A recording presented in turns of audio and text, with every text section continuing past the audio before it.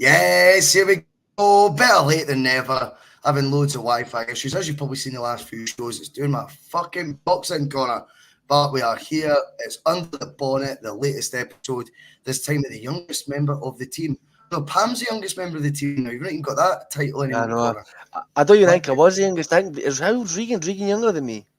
Well, I don't know, mate. I think we all thought you weren't the youngest for the get-go. It's only once I mean, you told us your age. I might have been I might have been the youngest by age, but I was the oldest fucking looking by a mile, man. I couldn't believe when you told me your age, mate. I know. I know you're like, does he have done his fucking paper round in the Hellman province? Jesus Christ. I thought this guy was going to talk to me about the centenary and all that Under the Bonnet. I know. Anyway, hopefully there won't be any issues as the show goes on. I've changed my router. I've changed the fucking browser, so we'll see how we go. It's always a bit of carnage on the bus. But anyway, welcome along. Thanks everyone who's joined us. We'll do all that good stuff. I'm rubbish at this, Connor. You'll do all that good stuff. You're better than me at it, mate. Oh, let's go for it. Don't worry, guys. I'm here to take the reins back. It's fine. I've been basically running the place since Russell's been gone anyway. So all you guys can do is you can like, share, subscribe. You can slag Bhoycie's new Barnet. You can slag my big baldy napper. If you do enjoy the content, be sure to share it with your friends and family. We do appreciate it. You can also become a Bhoycie Bus member for the low fee of $1.99 a month. Totally optional, guys. Totally optional thing.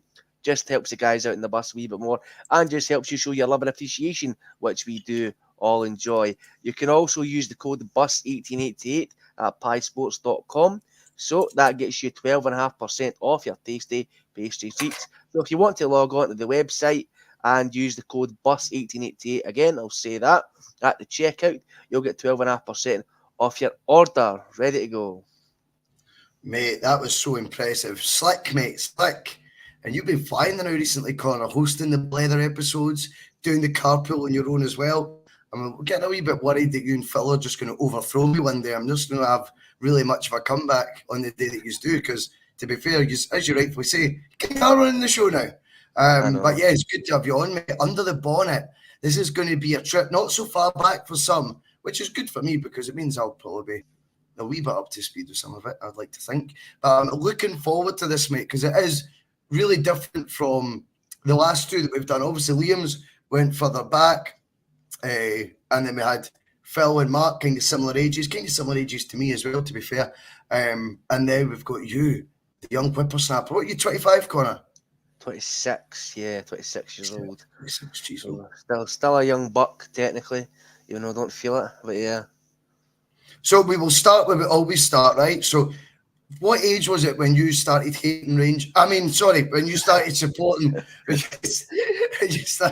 Sorry, mate. Sorry, it's a typo on the sheet, honestly, mate. What age were you when you sort of began supporting Celtic? When did you get that first bug for being a Celtic fan? When did it bite you, mate? I mean, I think for a lot, it's the same for a lot of people, you know, especially if you're a boy. No offense to the ladies in the chat, it's kind of the way that this works. You know, I was a Celtic fan when I wasn't even a glint in my daddy's ball sack. Do you know what I mean? So before I was even born, I was a Celtic fan because you know the way that whether you agree with it or whether you don't agree with it, in this, you know, football culture, especially Celtic and Rangers, you support the team your dad supports, and you know it's kind of almost planned out in a way. It's kind of, you know, it's a lineage thing. I know that Liam said that he kind of grew up supporting Rangers, and all the power to him. Honestly, you know, it's as much as I hate Rangers, I love the big man. So, you know, it's there is no bad blood of that between, you know. I know some people think you're a better Celtic fan if you have a season ticket. You're a better Celtic fan if you've been supporting them since, you know, you could even say your first words. But I think that everybody, in their own way, is, you know, a Celtic fan, whether you're from abroad, at home, whether you go to the games week in, week out. Everybody is a Celtic fan, and everybody should, you know, get on and be cherished for that, you know, because it's a special thing. But the bug for me was a bit weird. I was kind of similar to Liam, actually. I wasn't really bitten by the bug as much as until I got older. I kind of had more of a fleeting interest in football. It was always there. It was always in the background. My dad always wanted me to try and my hand at football, but you know, even when I was a small child, but I was too busy running about the back garden pretending to be fucking Spider-Man, jumping off the back of the hut in the back garden and breaking my arm. So you know, I was you know, running about daft, hyperactive, and I was not really interested in football. I just couldn't really get into it as much, you know, much to my dad's chagrin. you wouldn't have got in many of the junior teams anyway. Do you know what I mean? Like, I can Oh, imagine having a beard when you were like 7. So, I know. you know, it's in that would I'd have be been like that. unreal. What was it? What was it? That was it that Nigeria team or something like that a few years ago, or was it the? That would have been me. They would have been like, fucking ages that boy, but I'd be like, I just turned 6 yesterday. Like 6? You know what I mean? Fucking 60. Jesus, look at him. But yeah, it's. I was never really much into football. I enjoyed sports. Obviously, I enjoyed football. I liked watching it, but I never got like obsessed with it. Like really, really into everything like the way I am now. Every day I have to try and get some sort of Celtic story or some kind of Celtic fix, whether it's me splashing fucking money I can't afford on something Celtic related, or whether I'm dredging up the tiniest wee crumbs of stories that I can try and find for the show to try and just keep something going along, or even just watching old clips. I'll just spend sometimes hours just sitting rewatching old matches and stuff like that, just to see, just to get a bit of a fix. I'm like a fucking addict. I can't stop. It's it's a hell of a drug, Celtic, but it's one that's good for the soul. So, with that in mind, then, obviously you did get the bug at some point. So, when are we thinking then, era-wise, is the first memory you've got of a Celtic side that you kind of went, right, okay, now I've got the bug. And you know what it's like, once you do it, it becomes quite an obsessive thing. So, once you've got it, then talk to me about what that 11 would have looked like, or what that squad would have looked like. Could have been the manager. What sort of memories you've got of how that team played, etc. I can't really remember much about the way that teams played, because obviously I was born in '97 and I was still a relatively small child when Gordon Strachan, took the reins at Celtic. So I couldn't really remember much about the way that we played, the shape, the formation, stuff like that. None of that information was really, That's all right. sticking to me when I was that age. But I do remember it being Gordon Strachan's team. I would flip I don't know if you'd be able to see. I'll try and flip the camera around. See that there? Oh, yeah. That is one of my first ever Celtic jerseys that I ever had, and it's signed by Gordon Strachan's team. So by guys like McGeady, Nakamura, all that. And it's been there for years upon years, decades now basically. So it's one of my prized possessions, to be totally honest, and it just sat above my bed for since I was a small child, because we had a neighbour down the street. They worked in hotels and chains and stuff like that, and he was kind of like a concierge guy. He kind of worked, getting the players from place to place and stuff like that, and making sure they were, well treated or whatever, treated like celebrities. And all my pals on the street, we all grew up Celtic fans, and our mums had, the great idea saying, if you're going to be working there when the players are in, take the boys' jerseys and see if they'll sign them for them. And they took the fair to play to all the players. They took the time out of their day when they could have been, sitting getting a shiatsu or whatever they doing, sinking pints, whatever they plan to do if you were Arthur What's the Boyce. shiatsu? And I said it's a massage, mate. Oh, it's a massage, the kind of massage. Sports science and all that's really important to these guys. But yeah, they took the time out of their day to sign the kits for me and my friends. So that's it was kind. yeah. And look, it is, and it's a thing. It's, you always forget that they're human, didn't you? You want them to be like fucking robots and just perform 24/7. And then when you get that wee glimpse into the reality of it, you kind of feel, well, not that I do, but you would feel bad for screaming at them for the terraces, but I wouldn't. Well, I like a story. I like a story that has a happy ending, mate. So thanks for sharing that with us. That's all right. So for the teams in that, it was mostly Gordon Strachan's team. Where I remembered Martin O'Neill's side. I remembered the players. I remember seeing this is one of my first ever Celtic memories. Is nothing to actually do with watching a football game or that. My friend had you know how I go on about the Celtic sell any old tacky shite and just slap a Celtic logo on and pump it to the fans. My friend had a Henrik Larsson mask. So he went as Henrik Larsson for Halloween one year when we were children. I don't know if you could buy it from the store or wherever the hell he got it, but it was so like uncanny valley. And he wore it and he chased me up the street with it, and it fucking scared the life out of me because I didn't know what it was. That is one of the first memories I have of Celtic. That, and obviously just wearing the kits and that, and just remember it being like a piece of clothing. When I was maybe too young to actually know like what football was, and what Celtic was, but what the green and white hoops meant and stuff like that. Just remember remembering like having like your first kit and stuff like that. Yeah, of course, and that's interesting. With the Strachan team, I remember the Strachan team for me was like the first team I remember like watching Celtic drinking, watching them, if that makes sense.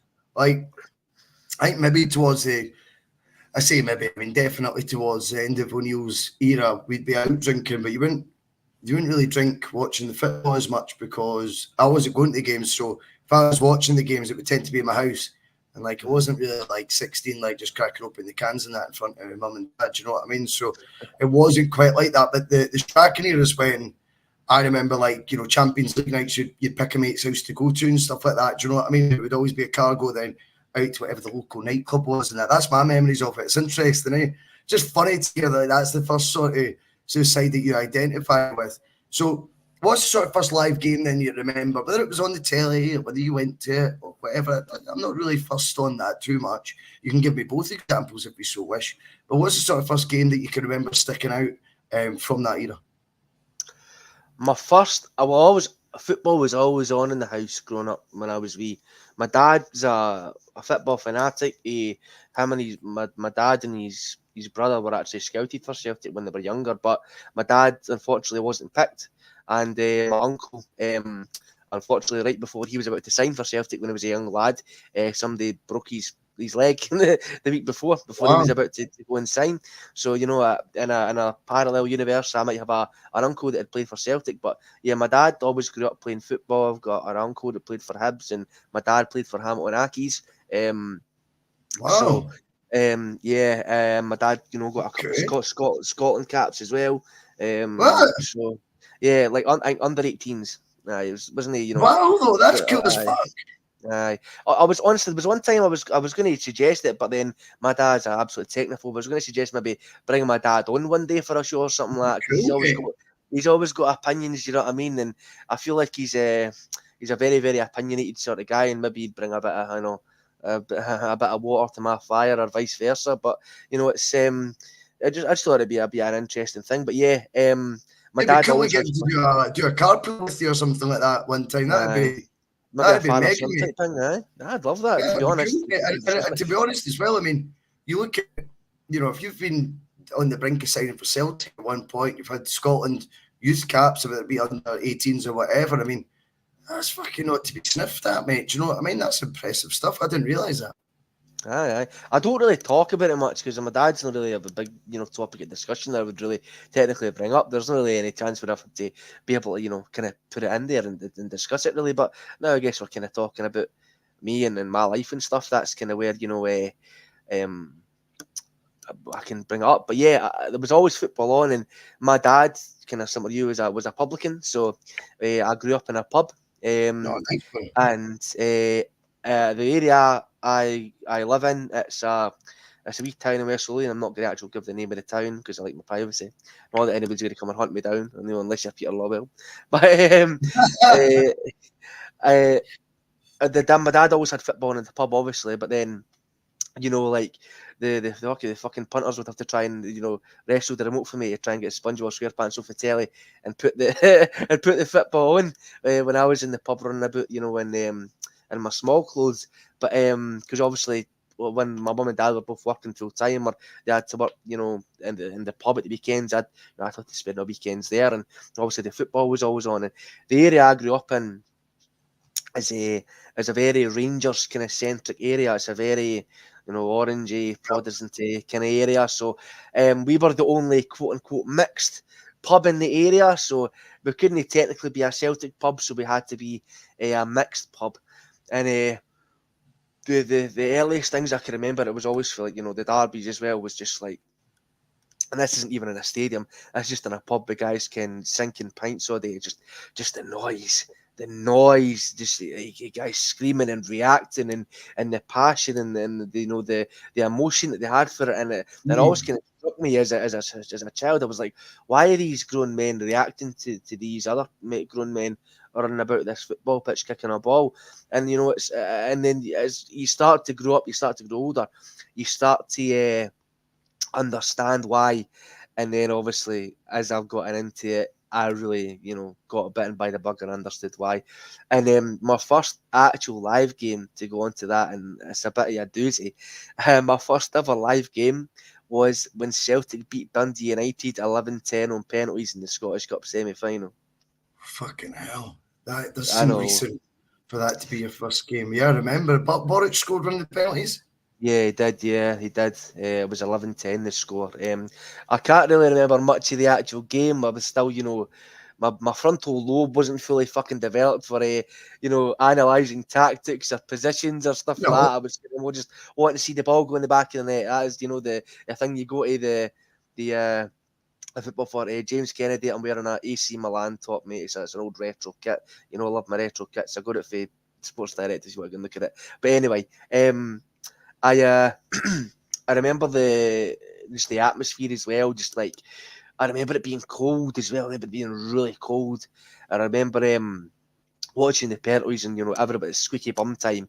And like my dad's not really a nervous person, but he's basically he'd nod his fingers down the rubs essentially by biting his fingernails, and and just this is such a cliche, man, but like the aura, the kind of aura is something like that going on in front of me. It was kind of more stuck with me than the actual football and the result. When obviously we got the end result as well, the cheering, my dad putting me on his shoulders and hugging me and that, and it was just an absolute, something I don't think I'll ever really truly forget, because So were you at the game, just to clarify? yes, I was at the game. Yeah. You were at the game, right? Cool. Yeah. Yeah, memories like that are mad, aren't they? Mm. They do stick out. You're not going to forget that in a hurry. I mean, the Strachan is an interesting one as well, because at that point, I mean, whatever season that would have been, I'm not entirely sure. I think that would have been midway through Strachan's reign.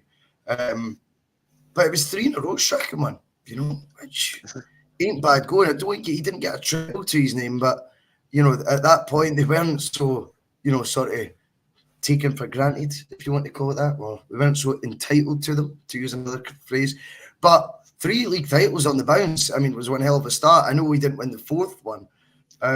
But in that spell as well, 2 last 16s in the Champions League, Conor, and you just wonder, when you look back at that time, how kind has history been to Strachan? I mean, you might not be, as well versed on it when you were young, but I think at the time, you'd be surprised how divisive a manager he was in the Celtic fans, despite when I've just, reeled out 3 titles in a row. I mean, that is an achievement Martin O'Neill didn't manage, for example, at Celtic.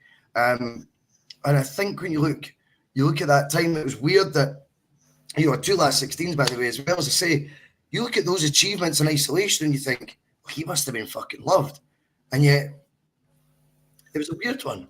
I think if you were to ask the live chat, I think even now, okay, with hindsight, it might make the heart go fonder and stuff, but if they're being honest about how they felt at the time, Strachan wasn't one that he was one of the lesser popular managers, I would say, of the last 20 to 30 years, which is interesting when you reel out, facts like that trophy-wise, eh? Hi, it's weird, this Celtic and obviously managerial things, it's as much as it's about tactics and results and, the formations and the way you play and all the other, stuff that goes into being a football manager. It's also like a cult of personality type of situation. You have to, be almost likable in a kind of sense, especially in modern day football, because if you're an arsehole, I feel like a lot of fans, especially modern day fans, will get you ousted quicker than you could say boo. But Strachan did have that reputation of being a bit of a nippy sweetie, because could you imagine a manager nowadays signing a player for Real Madrid and then bobbing him at the B team? It would never happen. Do you know what I mean? It's kind of. Yeah, that was one example. See, the other thing though as well, right? I wonder if folk will agree with this. Strachan speaks now of Celtic, and has done maybe the last 10 years, 15 years, so much more fondly than what it felt like he would speak of Celtic when he was in situ, which is really interesting, because, as we know, we kind of feel like we're betrayed at times when managers like Ange and Brendan leave, because when they're in situ, they talk so highly of the club and we're like, that was all bollocks, now they've left. And it was actually it's the other way around with Strachan. I never felt like he wanted to be all that that endeared by the Celtic fans, and it never really felt like he had that much of a connection. And yet now it feels as though Strachan is very much a Tim and absolutely loves the club and everything about it. And I've got to be honest, it never felt like that in that era. It's really interesting. And a big shout out to 1888 CFC. Cheers for that, mate. That's really kind. Whoever has got that Bhoycie Bus membership, I'm sure they are delighted as well. And just quickly, Conor, just because it's relevant to the Strachan here, we'll bring up Pungy's comment here. Punch McNuggets in the chat, and he's saying, just found out that Rosemary Burns has died. And yeah, that news sort of came out this afternoon. Very sad, obviously. Tommy Burns was Strachan's assistant, and sadly actually passed when Strachan went on to win his third title it was in a row at Celtic. He passed sadly during that season, and obviously it's a terrible loss that Rosemary's gone. So shout out to the Burns family and thoughts and well wishes with them. Yeah, rest in peace, Rosemary, and it's nice that Tommy's going to be able to get to see you again. So hopefully you two can reunite and you can be happy, wherever you are. Yeah, that's a nice way of putting it, Conor. Right, okay. So we're into the Strachan era. I'm going to guess it's either this era. I doubt it'll be for Tony Mowbray. So childhood icon, mate. Who was the one that you think? See, I know you're talking about a picture on the wall.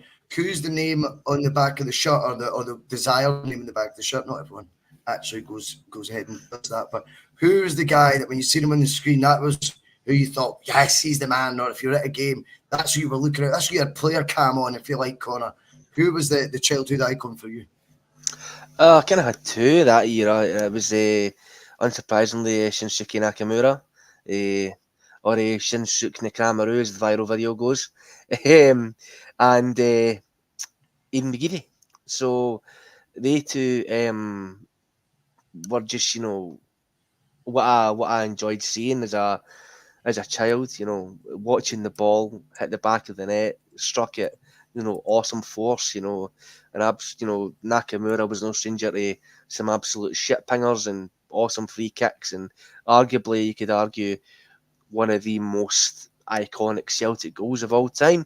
And Aidan McGeady was, a tricky winger, and he had his own style. He was a cheeky chappy. Nakamura was? No, Aidan McGeady. Oh, Ian McGeady, I beg your pardon. Sorry.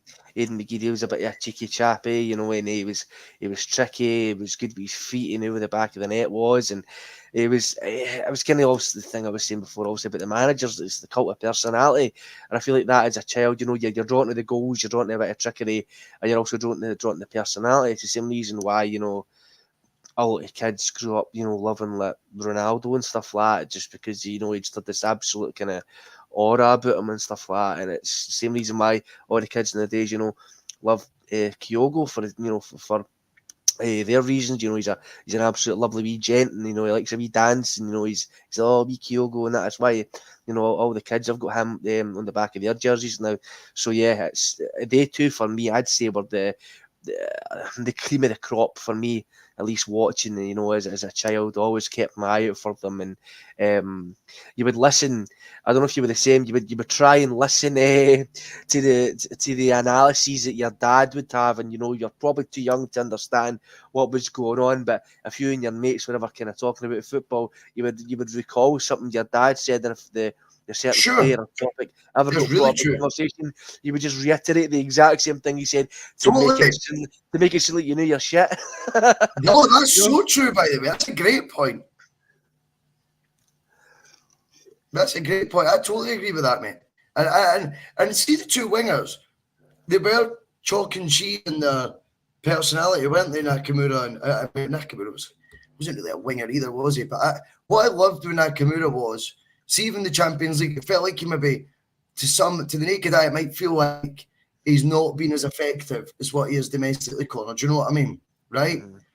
But actually, I thought he was. See, for a side that's never going to be dominating games at that level, right? See, Nakamura, you could count on one hand probably in the years of Champions League football he played at Celtic, which has been 3 years of Champions League football, maybe 2.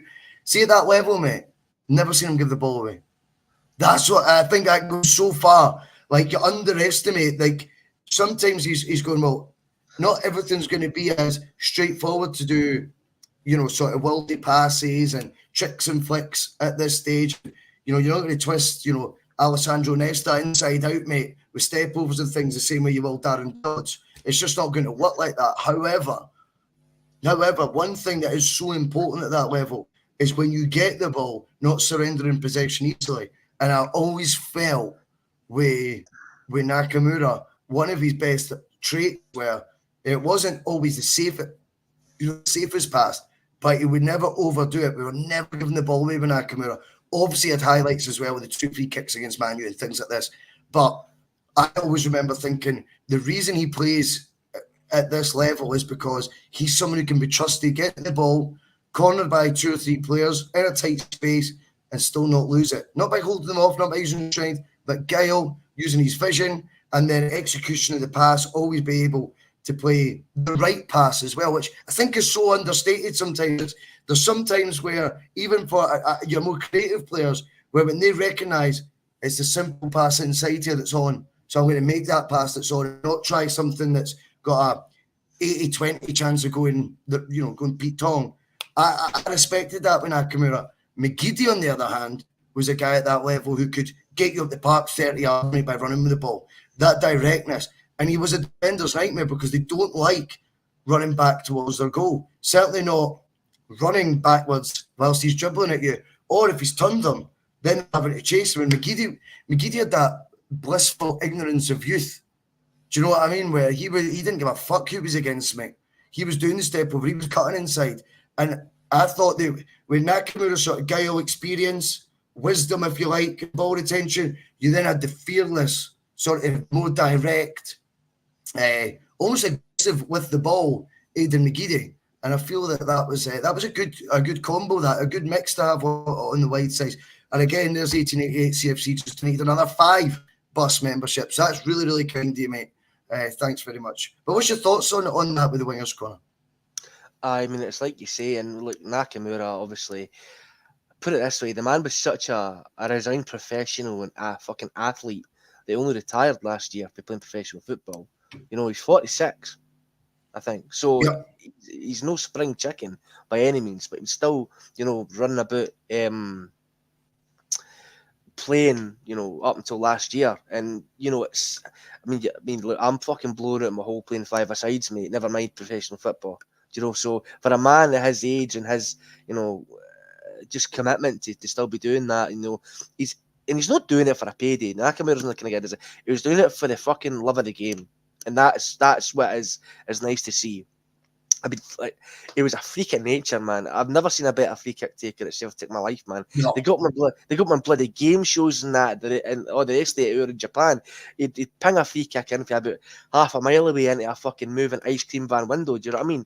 It was a moving bus, I think. It was a moving bus. I thought it was an ice cream van. It was a moving bus, mate. Passengers on it. It was mad. See, exactly. I mean, that's even more impressive, and it's. And obviously we'll talk about the way that Celtic are nowadays compared to what they were like in the past. If we had a guy like that in the team now, and as much as Nakamura was like a superstar, he was also just a member of the team. There was other guys in there who contributed and who were heroes and all the rest of it.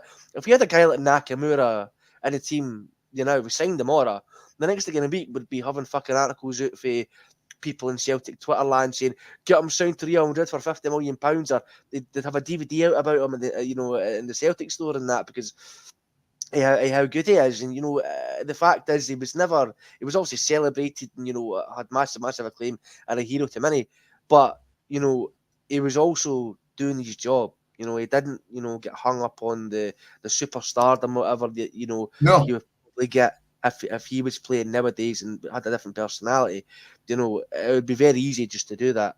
And obviously McGeady on the flip side, he was, and you're saying he wasn't scared to take on anybody. I mean, he wasn't scared to take on fucking Bobo Baldi in the changing rooms, you know what I mean? So as the story goes, And look, Bhoycie, have you ever seen pictures of him? You ever seen him in real life? He is not a man you would cross I think easily. was it not Petrov with Baldy? Was it not Petrov. McGeady with Lennon? I got told McGeady had a go at Baldy as well. I think somebody told that. No, maybe he did. Maybe he did. One I know of Petrov these. was the one with Baldy in the dressing room. Well, But either way, I think that attitude's missing sometimes. Sometimes some of the better players, they are just pricks when it comes to football. I think you need that in your team sometimes. You don't want a team of a nice 11 FC. Do you know what I mean? You want guys who believe in themselves and are pretty sure of themselves and aren't afraid to say what they think. And I don't mind that at all with those two. But neither of them I would describe as a cult player, Conor. And I am intrigued to know who your favourite cult player is. Now, this doesn't now, we move away from the Strachan section, unless it's within that era, that's absolutely fine. But it's more of an open question, this one, to your Celtic support in life, who your favourite sort of cult player is. This doesn't need to be the best player. It doesn't need to be a donkey either. It's just someone who, for whatever reason, resonates with you. Maybe had an individual style about them, image-wise, or the way they played the game. You tell me who your favourite cult Celtic footballer was. This one's a bit of a curveball. I don't think it'd be on many people's list, to be honest. But it was Olivier Ntcham. Wow. Yeah, I really liked Olivier Ntcham when he was at Celtic. He was one of my favourite players on the team. I know he didn't obviously start every game, and obviously it kind of got a wee bit, didn't exactly work out the way we wanted when it got to the end of his time here. But Olivier Ntcham on his day, and this is the same thing on his day, very much similar to your infatuation with one George Samaras. On his day, when he turned up, I think one of the best players in the country. I think he was so composed with the ball at his feet. I think he was, he was strong as well. He was, he was stout. He was very, very, strong for just being that midfielder and being a tricky midfielder at that, and he knew with the back of the net was he could strike a fucking ball, and I loved that as well. And see the thing, this is nothing to do with football ability. That's nothing to do with how you played in the pitch, but it was just cool. It was just fucking cool, and I liked that about him. I liked that about him when he played. I liked the fact that he had that kind of French nonchalant-ish attitude. He could do a brilliant cross ball or a defence splitting pass, and he would kind of just cut about so I just did it. Why'd you care? It was like, and I liked that. I don't know what it was. And cult players as well, Conor, have to have big moments, don't they, to become your sort of cult player. And you look, he scored the winner in the 1-0 against the Cream Buns. He scored the winner in Rome. He scored, I'm sure, was that a penalty he scored in the Scottish Cup final? I think he took. I think we might have 2 penalties, and he scored the second one. So correct me if I'm right. I think he did.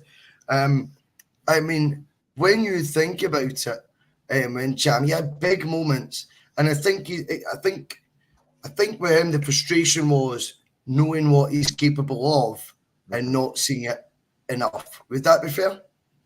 Yeah, and that was a player with such promise and doesn't necessarily reach the highest or the apex of their potential is always going to be something that really agitates and angers a lot of fans, including myself. It's the same thing when guys like Karamoko Dembele left. It's like it's the what could have been type of situation, and I put it this way, for as hot and cold as some people may like to put it as Ntcham was, Porto were still wanting to pay us, I think, for £15 million for him. At one point, yes. I think that was after his first season, Conor. I think you're absolutely right. I think the link was 14 million euros from Porto after one season at Celtic. I think we paid, if I'm right, 4.5 million for him. So that would have been a huge profit swing. Obviously, at this point, though, you wonder if that's where the ambition is an interest, because Rodgers might be going, whoa. Look at the first season he just had. He's going to build from here. And this is the difficult juggling act. Now, me and you in particular, Mark, don't give the board many free passes on this channel, and I think that's fair.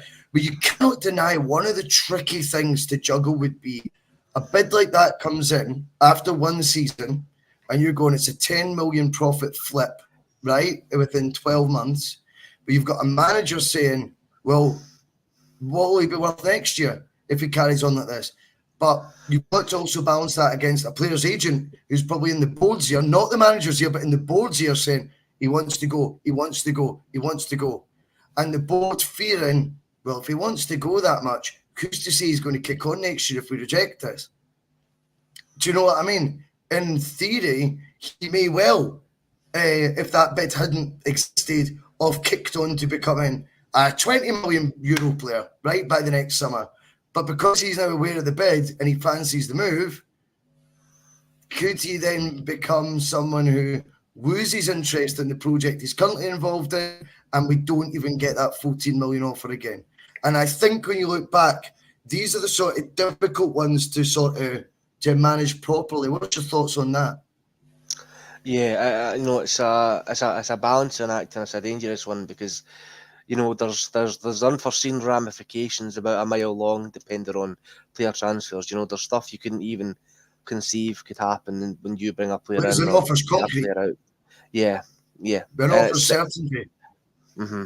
And it's and kudos to the board, I might as well say, for not, biting the hand off as soon as the first offer comes across their desk. Fair enough.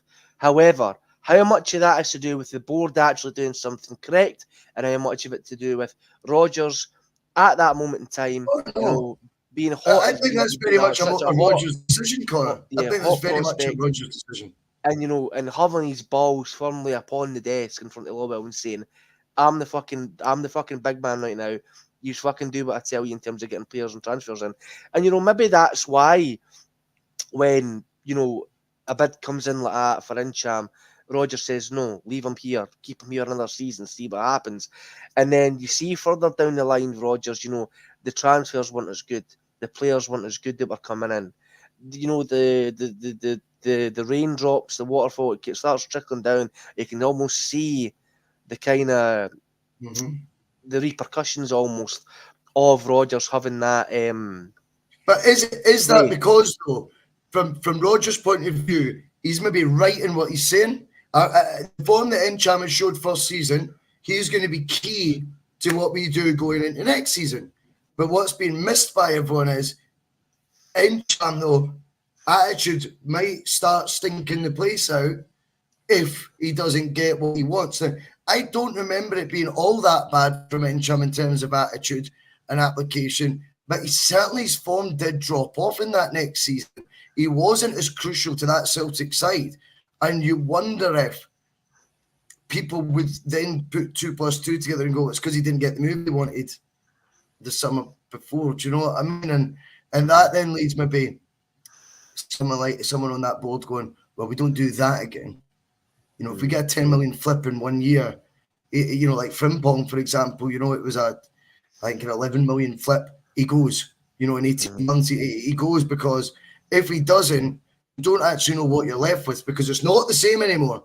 The situation's now changed because you've rejected a possibility for the player. So it's how the player reacts to that. If they were set on going, you've not left with the same player by rejecting the offer. In name, yes, but in terms of where their mind's at, where their attitude's at, where their application's at, I think you've now got a different version of that player. I'm not saying they're down in tools, but undeniably, you're not clinging on now to the exact same version of the same player, because that bid that they're aware of has completely moved the goalposts on what it is you think you're keeping and what you actually are keeping.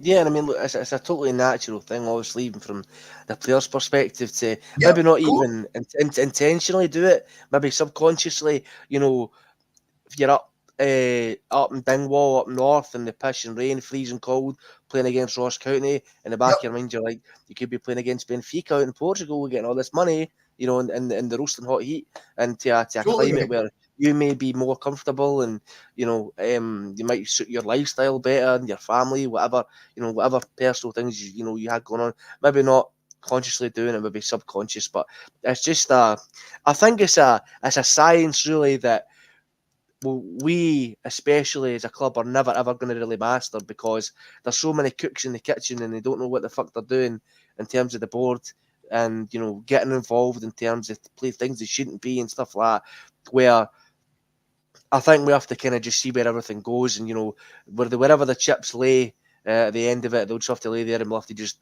take our lumps when we're dealt them. In the case of Ntcham, we could have made a massive profit on him going to Porto, and he could have made us that money, but instead he decided to stay, and then maybe didn't did he contribute decide as to stay? much.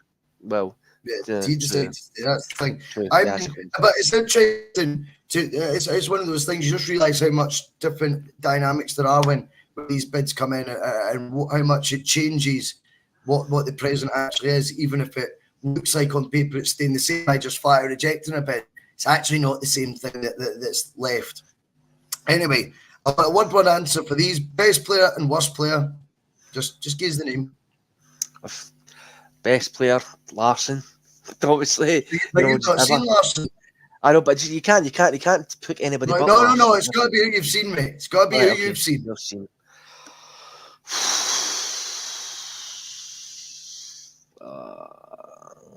This is your bonnet that we're under here, mate. No, not someone else's. Right, my bonnet is going to say Moussa Dembele. Love it. Makes sense. Worst player you've seen at Celtic? Joe Kenny. Joe Kenny. Fuck, I forgot about it. Yeah, so did I. So did I, mate. Then I woke up in a fucking cold sweat the other night and fucking 3:30 in the morning, thinking about that fucking back pass he made to put for a corner in that Derby game. Oh no. Where is Joe Kenny now? I wonder. Anyway, who cares? Right, but this one I want a wee bit of expansion on. This one I want a wee bit of expansion on. The most underrated player you've seen at Celtic in your time supporting Celtic. Ooh. I think. See, I love this because Conor actually messaged me the day, ladies and gentlemen, saying he wanted the questions early because he was going to take loads of notes and stuff. This was the end of the questions you said. It's the same note. It's a photo. It has to be. It's not. You missed it, mate. It's a photo of it. Anyway.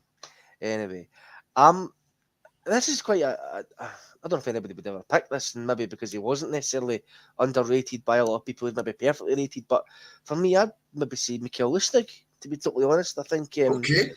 I think he, being to be able to be a vice captain to Scott Brown, I think it deserves accolades of its own.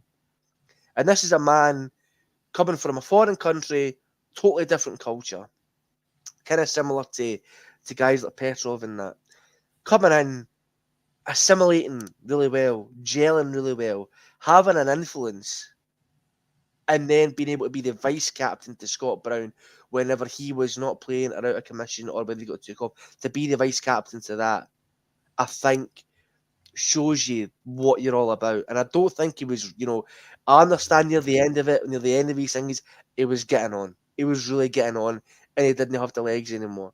But I think on his day, he was an absolutely brilliant player, and he was a really good, he was a funny character as well. He bought into all like the Celtic and the Scottish patter and stuff, which just I absolutely loved, and he would always, it wouldn't matter if he was up against, fucking Willow Flood or Neymar, mate. He would try his hardest, I think, and I honest to God believe that everything he left it on that pitch. He put his fucking heart and soul into absolutely everything he did whenever he put the hoops on and going out onto that pitch, and that's what I really liked about him the most. He wasn't the most technically gifted player. He maybe didn't get the numbers necessarily that some other players and people who would pick for this certain category would put. But for me, it's about the effort. It's about the the feeling, the heart.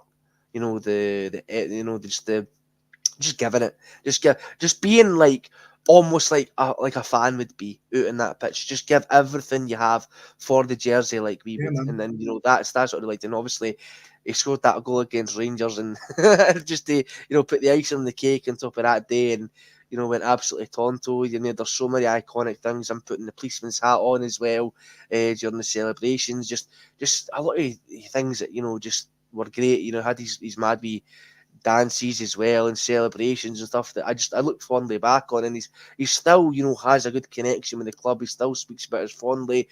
He takes things to do with it. He comes to dinners and nights out and does the half time draw and stuff like that. He'd come back for stuff like that.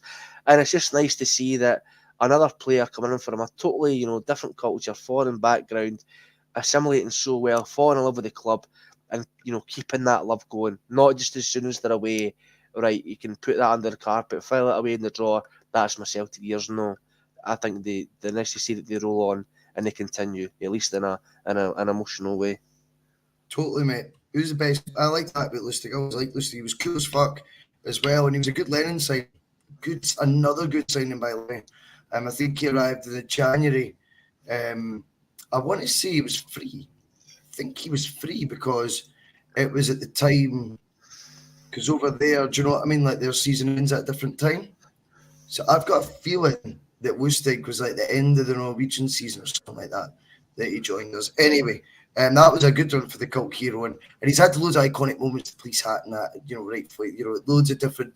He was an underrated right back. I don't know. I mean, I think obviously Celtic are doing their absolute best to make sure he's remembered even fonder than ever. When they sign guys like Croatian internationals like Ivanovic and stuff, Lustig every single time. Best manager you've seen at Celtic, Conor? Brendan Rodgers, undoubtedly. Why? Just what he did, mate. Just coming in. What he did and what he's doing. I think that's what he's doing. I think what he is doing or what he has done, like in the context of, I am still massively, massively impressed into what he has done. I think with the season we just did there, I was in a massive pit of despair at certain points of the season. You know me, as soon as we could be 6-0 up and a goal flies in the back of the net for the opposite team, I'm like, that's it, season's fucked, we're fucking done. That's me in the chat, all the time. You ain't gonna get 7-6. I know. And I'm like, fuck, there's 30 seconds of the clock, we're absolutely fucked. It's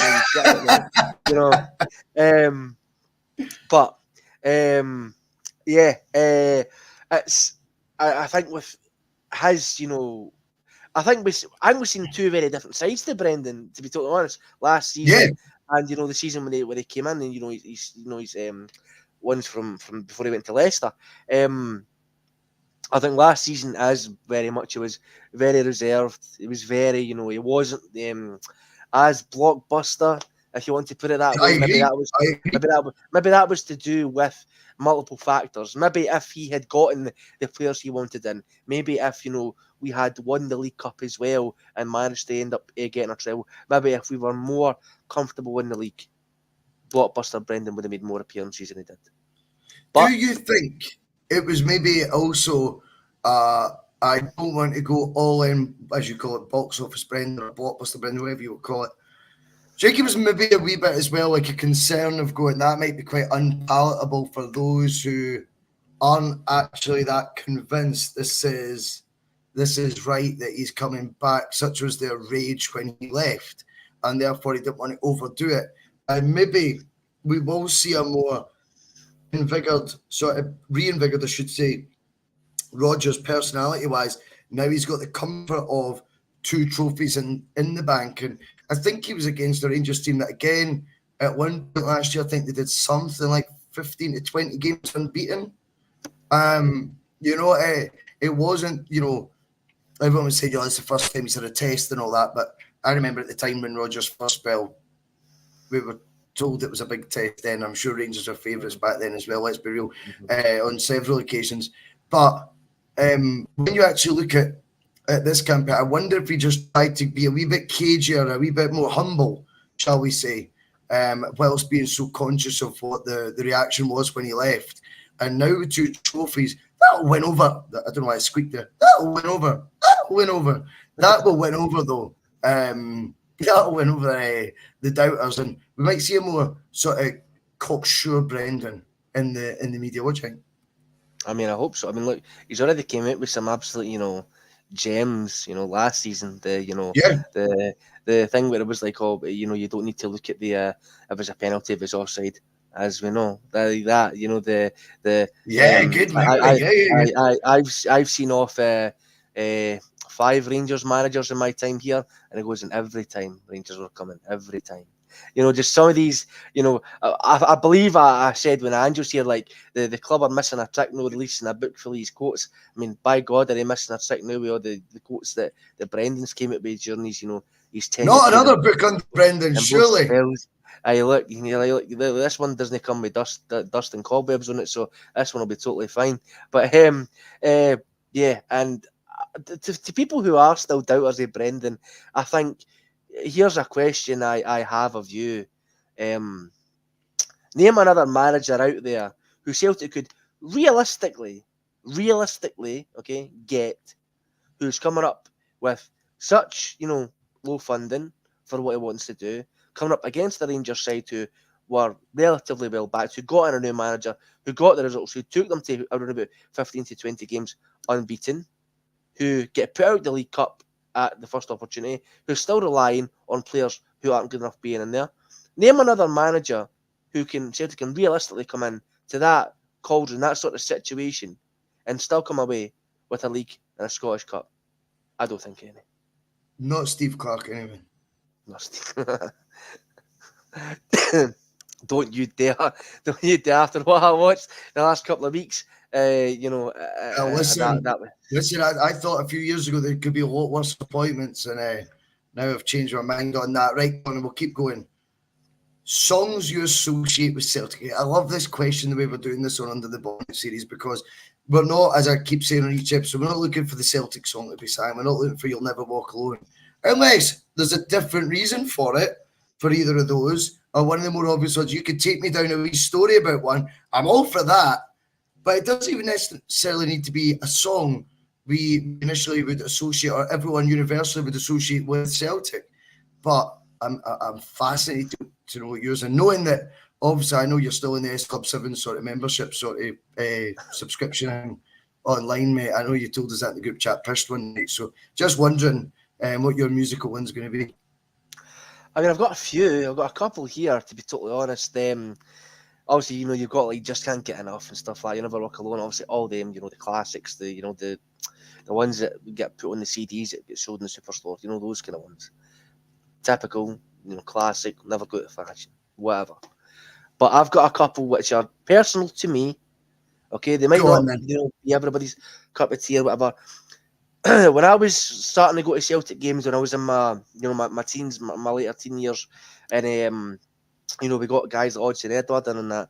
I wasn't really a massive guy at the music. I didn't really listen to music very much. I was, I would more like watch sports or, go to the gym, or I would, no, you can't tell now, but, or I would, play fucking video games, just do whatever, or go out with my mates, go out drinking, or do whatever.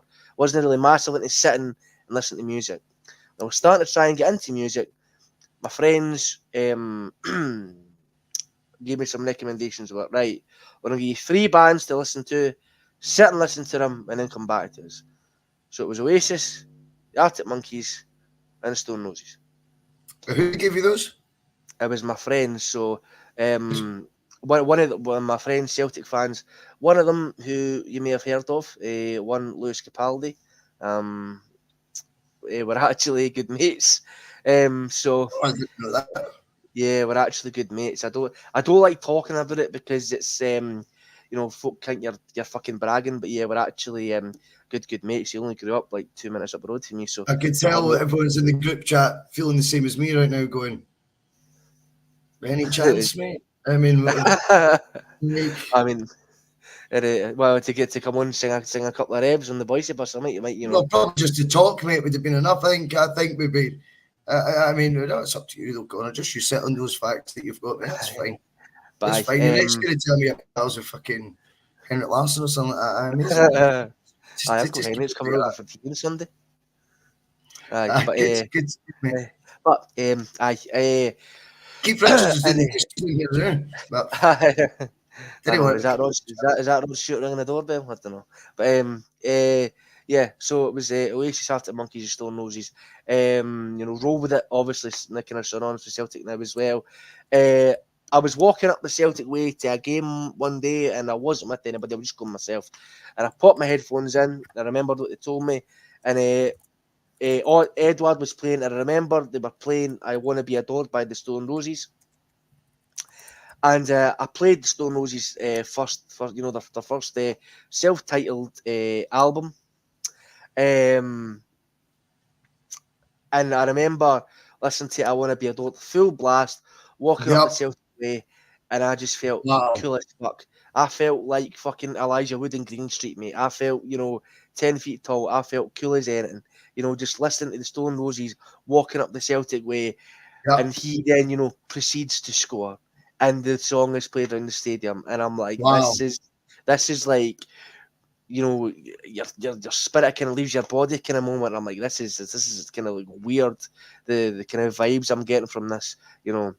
Maybe it's because I had a cheeky wee half bottle before I went in, but you never know. But yeah, that that was one example for me which really set in. Obviously, you've got Zombie Nation as well by Ken Craft. Obviously, that was Musa. a Musa. big Musa. Celtic also synonymous now with Scooter, wee bit of German happy hardcore. Everybody likes a wee bit of that now and again. Kyogo's song, Easy. the Scott Easy. Brown song as well.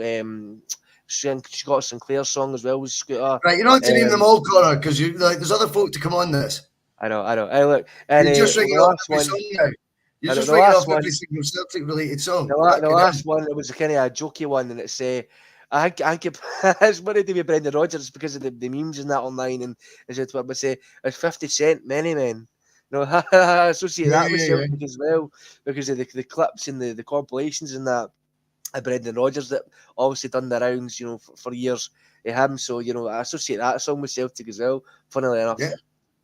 I'd never even heard that song in my life till Brendan came back, and I seen it on Twitter, and I thought, oh, it must be cool. Like, I never even heard it, but yeah, I love the "I Want to Be Adored" one, and it's one of those songs when you're young and you hear it for the first time, especially on headphones. Like, that definitely changed my life. Not a Celtic related thing, but that song definitely was like, oh yeah, fucker, what is this? So yeah, but you walking up the Celtic way listening to it definitely trumps me in my wee bedroom listening to it as a 14-year-old or whatever. So that's a great choice, that one. I love that, and of course it did end up on the terraces as well because it became the Edward song. So very good answer. In fact, I'm going to give you that's been the best answer to that so far, despite the fact you listed off then every single possible other answer. Yeah, what be adored one was that was tremendous, mate. No, I know it makes total sense. Okay, what's the best Celtic side you've seen so far? There is competition. You have supported Celtic through an era of absolute dominance. Now, do you remember in the WhatsApp group chat that we obviously have, we all named how many titles Celtic had won in our lifetime. Now, if you remember correctly, now bear in mind I am 10 years older than you, you've seen, I think, 16 league title wins for Celtic. I've only seen 18, only 2 more. Like, it's mad. So really, success for you is something that you've known throughout. So in terms of who the best side is, you've got a fair bit of competition, Connor, because you've seen every Celtic side lift a hell of a lot of trophies. Yeah, it's hard to choose. Obviously, I'm spoiled for choice, but I think for me, there's only really one or two choices, and it's between Brendan Rodgers' Invincible team and between Angie's team in his second season. Now, I don't necessarily want to let recency bias creep in here. Now, I do generally think that the Invincible team, what they achieved, I don't think will ever be topped by any team in Scotland ever, domestically. It will never be topped. I think that's fair. I think the calibre of player got in, just the way that he kind of like changed everything with the snap of his fingers and a flick of his magic wand. Brendan, kind of just transformed, the way that we saw Celtic. But, and to be fair, when Ange came in the first season, we were, we were on a hiding to nothing. We had no expectations. We had, let's just see where this goes. After his style of football's implemented, the players he gets in, the relationship, if you want to say, he has with the fans and the club, etc. The second season was something exciting. It was really something to look forward to. Granted, he never got in the players he wanted, but the football we played that season is some of the best I think I've ever seen Celtic play. And it was absolutely electric. You had guys like Kyogo, Jota, absolutely on fire. Matt O'Reilly chipping in, Callum Did we beat McGregor. Dundee United? Did we score 9 against Dundee United in the 9-0. second season? 9-0, right? That's scary. 9-0. And that was a game that I think was it Jack Ross was the manager at the time? That was the game that sealed his fate. That's the one that got him the bullet, I'm sure. Because I think that was after he got the absolute drubbing off AZ Alkmaar over in Holland. We proceeded to then turn and beat them 9-0 in their own patch. So it's just you look at kind of where the kind of similar players are now. Kyogo's obviously not as fit and firing. And certain players have obviously dipped a wee bit since he's left. I think his influence on footballing matters. I don't think can be overlooked necessarily in kind of the pantheon of Celtic managers, getting us to play that way to his detriment as well in terms of Europe. Granted, but it was one man's vision and one man's team. You can't really accuse them of being too many cooks in the kitchen in terms of the footballing department. No, I agree with that. It was one man's vision, one man's team. And he saw that through to the end. Granted, if you agree with the way he left or not, or whether you're still bitter about it, or whether you're happy for him, whatever it is. But seeing the way that they played, the belief, the fucking fear we installed in the rest of the league, I think, was something that I want us to get back. And I want us having that kind of impact, not just on teams domestically again. I want it on the big boys in Europe. I don't care if it's a fucking Chelsea, an Ajax, a Man City, an AC Milan coming to Celtic Park. I want there to be a version of Celtic again where these heavy hitters in Europe are afraid to cross the threshold of Celtic Park. And what Ange brought to the domestic game in terms of that, I want Celtic having that in terms of European football. But yeah, in terms of you're leading me on to the next question, so it's a perfect segue. I'll let you kind of carry on. But just to round up, Conor, obviously, what are your thoughts on the 2024 version we currently have of Celtic? Both Celtic as a club and as a team. And I know you're kind of leading on to that. Just to clarify, so I might dead Jet's comment a few times. He's talking about the 2001 team with Larson in it. Well, the point of Under the Bonnet, I'm a dead jet, just so you know, is that we guess the guest who's on, so it's in their Celtic supporting sort of lifetime. So with Conor being born in, what did you say, 98, Conor? 97, so I would have been about 5. 97, so yeah, I mean, for Conor to be using the Larsons, 2000, 2001, season, with Martin O'Neill would be a bit of a stretch because he would only been like 4 years old. So we're going besides that, in Conor's lifetime because he's the guest tonight, doing the Under the Bonnet series. So I hope that clears that one up, mate. Yeah. So Conor, talk to me about the 2024 version of Celtic the club and Celtic the team. Celtic, I'll talk about the team, but I think the team's easier to kind of just talk about and then move on to the bigger, encompassing issue, which is the club as a whole.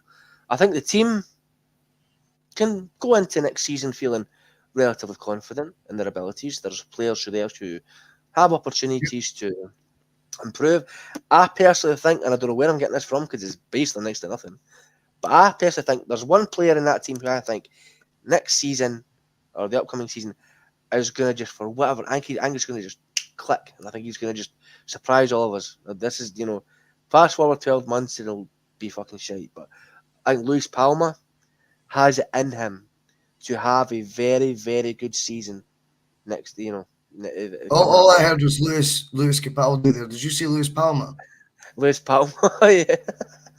Aye, but yeah, I think he has it in him to, perform next season. Maybe not necessarily to a Jota type level. I think that's, kind of lightning in a bottle, but perform to a much improved level to what he's shown last season. And it's not necessarily difficult for him to improve on that. And I think he, wants to do that. I think he has a bit of belief in him. I think he still enjoys, playing with Celtic. I think he enjoys the fans. I think he enjoys the opportunity this is necessarily giving him. But yeah, the team, I think we can go into next season also requiring a lot of building. But the core there, guys like McGregor, Kyogo, Hatate, O'Reilly for at least now. Johnston, I don't want to mention Taylor, even though he is technically part of it, but the core that's been there for the past couple of seasons is still there and still massively intact, bar Joe Hart. So that at least is something that we know we're going into. And obviously Carter Vickers as well, and Liam Scales, who chipped in last season massively. Kudos to him, despite the fact that I gave him a stinking. Sorry, Liam. I think the team itself, whilst acquiring massive investment in multiple key areas, the core is still there. The core is still, I'd say, relatively strong. Okay, so I think going into, the friendlies and stuff, obviously, the friendlies, they don't mean jack shit. Obviously, give you opportunities to see how players could potentially perform, But if, Liam Scales or Alexandro Bernabei were to score a hat-trick against Ayr United, I don't really think that, that warrants them a start when it comes to playing Kilmarnock on the first game of the season, because, it doesn't really matter. But, they've got the bigger games over in America coming up, but obviously I think we're more, looking at as a spectacle, kind of money-gaining venture type of thing to just try and sell shirts or whatever the hell we're trying to do as a club, We're not necessarily doing it for football reasons, I don't necessarily think. Could say we are playing against a higher level opposition, but, I don't know what much you can really learn for getting pasted 9-0 off Man City in a pre-season. But you just answered your own question. It's a commercial trip, and that's a great way of making extra fans potentially, extra publicity, extra profile building for the club, and probably a couple of quid in the pocket as well. I get that as a business. Where's Celtic as a club? As a club, mate, we're absolutely fucking sitting in limbo, I think. Financially, we're fine. We're more than fine. We're absolutely excellent financially. The financial health has never been better, and that's the issue. I don't know if any of you've seen it tonight. An article came out 3 hours ago. Celtic, Sky Sports, like Celtic, have officially launched a bid for Adamida. They're in talks, blah blah. Just over an hour ago, the bid by Norwich has been rejected. Norwich want £6 million. Celtic going with 4. That's the issue. That's where we're at as a club. We have more money now. Those figures? Whether I believe them or whether I don't. That's the question, though. That is important, because for me, the story that was brought by Sky, for all their feelings, when they go to print that there's been an official approach by Celtic, now, they would share that story when it's got legs, right? So, funnily enough, it's, to me anyway, if everyone's consistent, it's rags like Football Scotland and the Daily Record now suddenly throwing the fees in, whereas none of them actually ran with the story originally. So now they've went from this just by the way, they might be right, but let's just have it right here, Conor, in terms of the facts. Sky ran the story, the lone wolf running the story. Celtic make bid for Aida. Formal approach to make the deal permanent. No one else has reported this at this point. It's funny that within an hour, 2 hours of that story coming out, suddenly outlets like Football Scotland have the facts and figures behind this story, but never originally ran with it. Well, that's a hell of a lot of work to have got through in 2 hours, Connor, for me. If the bid was rejected, that maybe doesn't surprise me too much. 4 and 6 million, I'll be honest, from my point of view, pie in the sky stuff. If it's right, a broken clock's right twice a day. That sort of stuff, mate. Take that with a pinch of salt. They didn't run with the story. They didn't know the fucking story 2 hours ago. How on earth would they know the facts and figures and the ins and outs of what that deal was all about and the breakdown of the fees? If they knew all that, do you not think they'd have ran with the story originally? I mean, you've got a very good point there. But the thing is, what I'm saying is whether it's right or whether it's wrong, right? The way you're saying it, you could possibly sway me. It could be bullshit. This time next week, Adam Either could be a signed Celtic player. But the thing is it's believable. It's believable the fact that Celtic would lowball an offer for a player who we absolutely all agree was crucial to our success last season, was absolutely instrumental in getting that success that we had domestically. A player who proven quality, proven he can do it, at least in the league. We don't know what he's like in Europe. That's, an anomaly now. We have no idea until if he was to become a Celtic player, if he's played in Europe, we have no idea. But as someone, therefore, a relatively low fee, and in fact, a really low fee, especially in terms of modern day football, £6 million. That's less money you paid for Jota. How do you know it's £6 million, mate? Was that not the reported figure that, from months and months ago that Norwich apparently wanted? By who, mate? That's a sum of moving parts because, like we've discussed in the channel, I'm not trying to. By the way, I don't defend Celtic when it comes to this sort of thing. Like, I'm once bitten, twice shy, and all that. But there's a new manager there right now, mate, who wants to analyse his striker who's in red hot form. He's just took over the club. It's clean slates for players. Why would they be setting a fee behind the manager's back? Like, surely that makes no sense to me. If there's a fee set and it's the same fee, that was set, a month ago or 6 weeks ago, whatever. I think there's a lot of jumping here about from the story just beginning to a story now, right, with all the nitty gritty details. The fact it's now already been flat out rejected. You're saying what you find believable. Doesn't mean it's true though. Yeah, it's a believable narrative. Doesn't mean it's true. I think Celtic's transfer record has been shite though, and I get why it is believable, but I'm not ready to jump down throats where I'm looking at it going, the only real story that's been believed here, if we look at the terms of credible sources, would be Sky have announced that Celtic do want him permanently. And to be honest with you, I would be shocked if there's any player signed in world football that doesn't begin, unless there's a clause in the contract and they've got to sell, that doesn't kick off with a rejected offer. I mean, I think you could be onto something there, to be totally honest. If you're a chief exec, do you go in for the exact offer that they want straight away, straight off the bat? I don't think you do.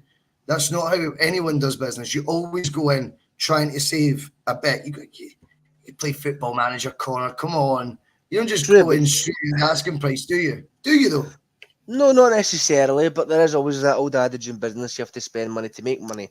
Now, the only issue is as if we had a history of, not being gazumped to players apparently, or not cheaping out and stuff like that, which we have a mired history of doing.